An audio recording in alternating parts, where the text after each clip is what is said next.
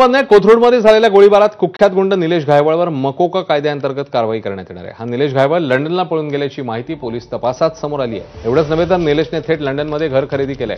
हत्या, खंडणी, अपहरण, मारामारी यासारखे गंभीर गुन्हे नोंद असताना घायवळला पासपोर्ट कसा मिळाला याबद्दल प्रश्न आहे। याबाबत माहिती देताना घायवळने पासपोर्ट आपल्याकडे जमाच केला नाही असं पोलिसांचं म्हणणं आहे। दरम्यान निलेश घायवळच्या कोथरूडच्या घराची पुणे पोलिसांनी झडती घेतली। यात घायवळच्या 2 स्कॉर्पिओ आणि 2 दुचाकी पोलिसांनी जप्त केल्या आहेत। निलेशच्या टोळीतल्या 7 गुंडांची पोलिसांनी धिंड काढली आहे।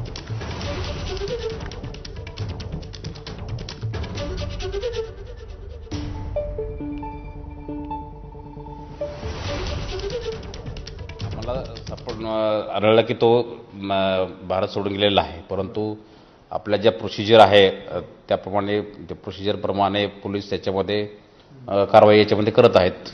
लंडनला गेलाय कुठे? हा बाहेरच्या देशात आहे। आता एक्झॅक्ट लोकेशन आपल्याला माहिती नाही, परंतु बाकीच्या त्याचे सर्व लोकेशन्स आणि त्याचे जे हालचाली आहेत त्याच्यावरती नुसार आपल्याला त्याच्या मागावरती आहेत पोलीस।